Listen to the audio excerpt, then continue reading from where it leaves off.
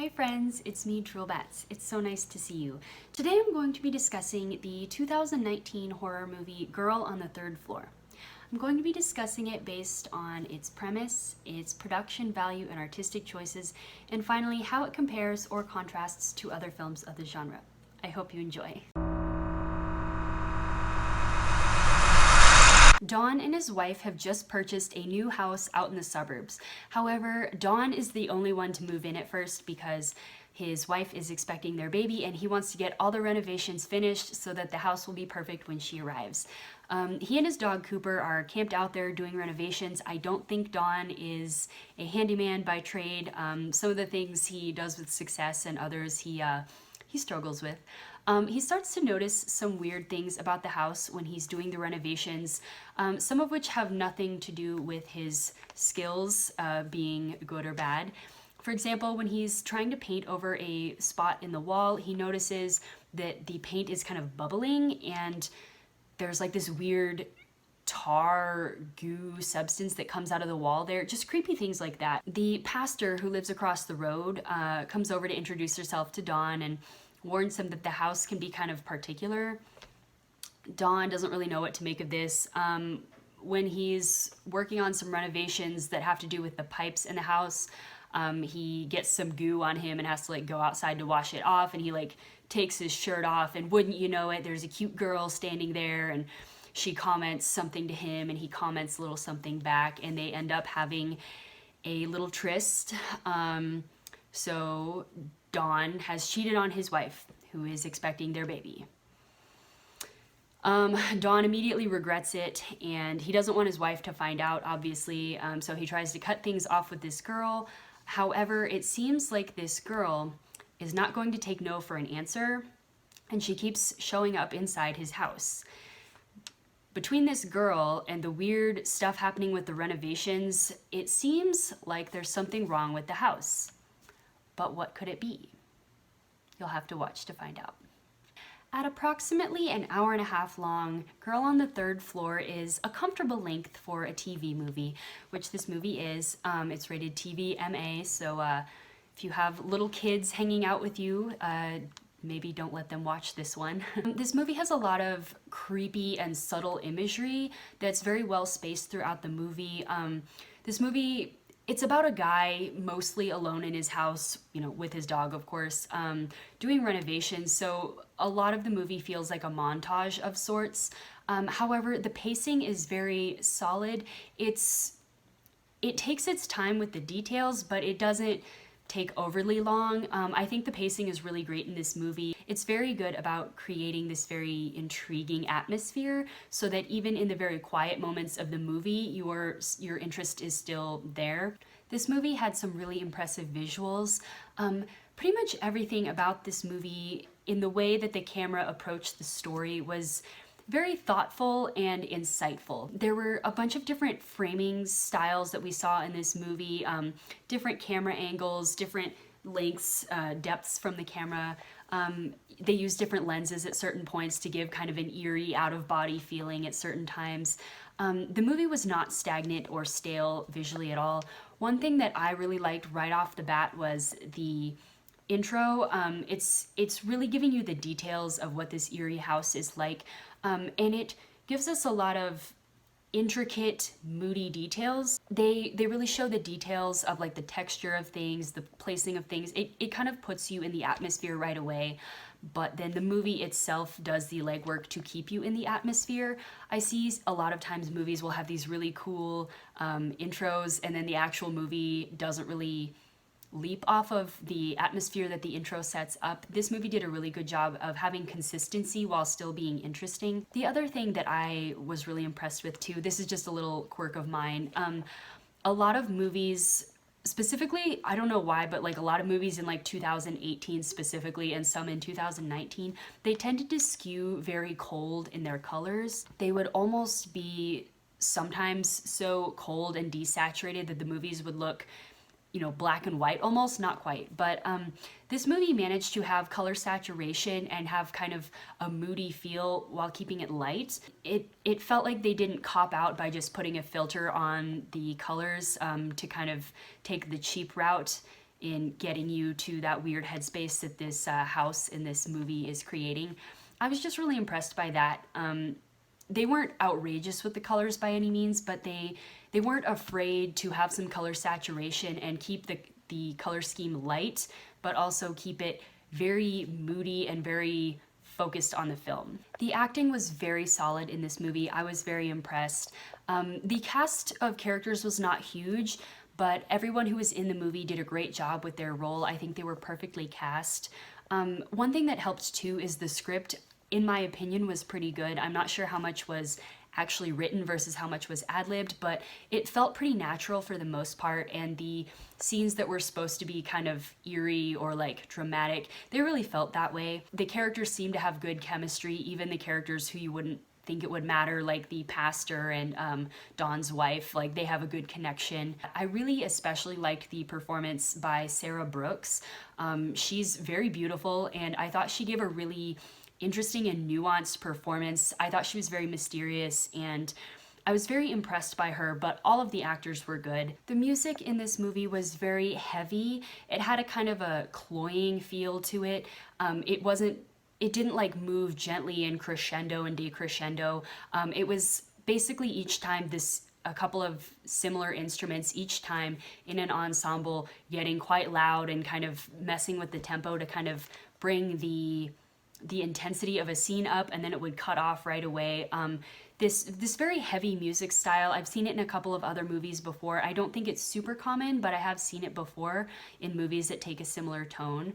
So I would argue that it's traditional-ish type of music, if that makes sense. Overall, Girl on the Third Floor had a feel of intentionality to it that made every step feel very cohesive. I thought each artistic decision was handled in a very intelligent, thoughtful way. Now I'm going to be talking about how this movie compares or contrasts to other films of the genre. I will be spoiling this movie. I'm gonna try not to spoil all of it, but I'm definitely going to spoil part of it, so if you don't want any spoilers, please take this as your cue to leave now. It was lovely having you. Don enlists one of his friends to help him finish the renovations, and while they are doing something with the ceiling, they notice that in the attic there is a banister thing, almost like bleachers, where it looks like people could stand around and look down into the master bedroom. It's very creepy. Sarah comes back. Don gets very upset with her. He thinks his friend's gonna find out he cheated on his wife, which he did. And apparently Don has done this before, and he's trying to like reform himself, and clearly it's not working. But anyway, his friend of course gets mad because he's friends with his wife too, and is like, oh my gosh, how am I supposed to keep this secret from your wife, blah blah blah. And Don kind of stomps out in a huff. While he is gone, his friend goes down to the basement and sees Sarah down there, where he tries to tell her like, hey, I'm sorry Don's such a jerk, but you do need to leave, and she bludgeons him in the head. And when Don comes back, he can't find his friend and thinks he left. Don wakes up in the night to discover that Cooper is gone and finds his dog in the dryer. Cooper has passed away, and he's sure Sarah did it, so then when he sees Sarah again, he tries to kill her. His wife tries to FaceTime him right then, of course, and he snaps at his wife that he can't talk to her right now. And when he goes back to the body, it's gone.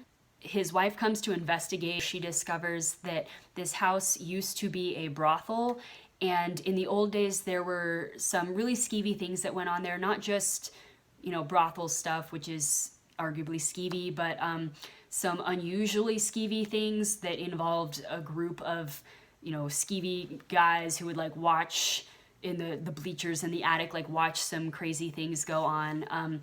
And the girls were murdered in that house, and Sarah, who was one of the girls who was murdered, her body was never found, and that's why she continues to haunt this house and haunt the men who are behaving badly, who come sniffing around and kind of just trying to shake things up.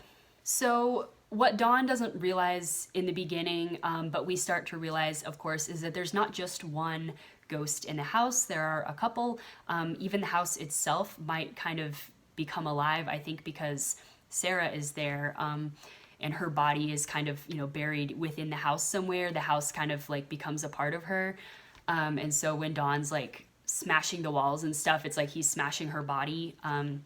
and so the ooze is like blood and stuff like that. What I liked about this movie, it was a straightforward story, and I think that it layered up in a really nice way. Multiple ghosts, I think, can be a hard thing to pull off because it's like decoy ghost, oh here's the real ghost. A lot of movies where they try to have like a decoy ghost or like a decoy villain, if they're not done really well, you can tell that the one that you're supposed to think is the villain isn't actually a villain, so the twist doesn't really come until later and then you expected the twist. It's very hard to pull that off, I think. And this movie did that well because it wasn't like, oh, a decoy ghost. It was, this house was a site of many terrible things, and there were many terrible people in here, but the two we focus on are Sarah and then the little girl who grew up there who got hit by a train track. There were multiple ghosts here, but it made sense in the context of the story. One thing that I thought of was the first season of American Horror Story when I watched this. The first season of American Horror Story takes place in a house where multiple atrocities were committed over a century or more by different people who all live there, and anyone who dies in that house or on the property on which the house sits, their soul is there forever, basically, so all these ghosts have to coexist with each other. This movie, I mean, it had a little bit of similarity, of course. However, I think because the ghosts in this movie existed together in real life, Sarah and then the little girl, I mean, we didn't really see Sarah interacting very much with the girl ghost, but you know that she clearly wasn't afraid of her and didn't consider her an enemy, and they were kind of working together. It made sense because the ghosts knew each other in real life, and it wasn't just like this weird, oh, there randomly happens to be two ghosts, ooh, kind of thing. And I'm not bashing on stories where that happens. I've seen some good ones where that does, but a lot of times if there are two creatures or ghosts in a movie, they're usually in service of one of them is the real villain and one of them is the decoy villain. And in this movie, they weren't necessarily like villains. It was more the circumstances of the house was a tragic and scary one, and Dawn's wife had to figure out how to navigate that. So I was kind of impressed by how this movie took some very common tropes that I've seen before, and they're good tropes, but it sidestepped a lot of the issues that these tropes had without completely trying to shift them and turn them on their heads, if that makes sense. What I really enjoyed about this movie was that it seemed to trust in itself to tell a compelling story. It didn't rely on a lot of cheap elements, like cheap plot twists. Obviously, a well-done plot twist can be one of the most exciting and interesting parts of a movie, obviously, but a poor plot twist can kind of trick or betray a viewer who's been paying attention. For example, in what I call the decoy ghost plot twist, there's, you know, a ghost and then you think, oh, there's another ghost here, but you don't know about this ghost, and you're like, oh, this is the bad ghost, but then actually this is the bad ghost and this ghost was just distracting you from it, blah, blah, blah. It's like if you've been following the clues leading up, suggesting that this ghost over here is the bad guy, and then this one pops up out of nowhere, it's like, yeah, it's a plot twist, but it's like, it kind of punishes you for paying attention and trying to be invested in the story. And that happens a lot. Obviously, lots of plot twists do that. I have a lot of friends who are very angry about Game of Thrones Season 8, but you know, a good plot twist is good, and a bad plot twist is just the worst thing ever. Very lazy, lazy storytelling. Sometimes it's not even supposed to be a plot twist, just someone's a bad editor. This movie, it trusted itself to have a very compelling and intense final scene, and it did. It really allowed itself to go the full length of a story without relying on cheap tricks. Everything about this movie felt very intentional to me, and I was very pleased with how it ended. There were no twists that came out of nowhere, things like that. I was very impressed with that. Altogether, if I had to rate this movie, I would give it a 4 out of 5 stars. I thought it was a very good movie. Everything about this movie felt like it was done intentionally. The pacing, the atmosphere, just everything about this movie, it felt very intentional. There weren't any really extra points to the movie. There weren't any, you know, extraneous things here or there. There weren't any desperate flailings like, oh, we didn't do this right, let's overplay it with the music here or something like that.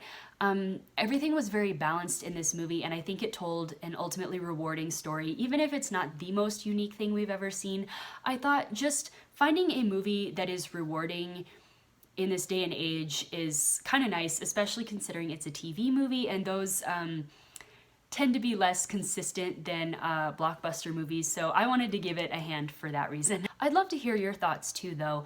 Have you seen this movie? Do you disagree with me? I don't really have an intelligent question to ask you this time around, but if you have any opinions, I would love to hear them. All right, I will stop talking now. Thank you so much for watching this review. I hope it was helpful to you, and I hope that you enjoyed it. Please like this video if you liked it, and thank you so much for watching. I hope you have a great week, and I'll see you later. Bye!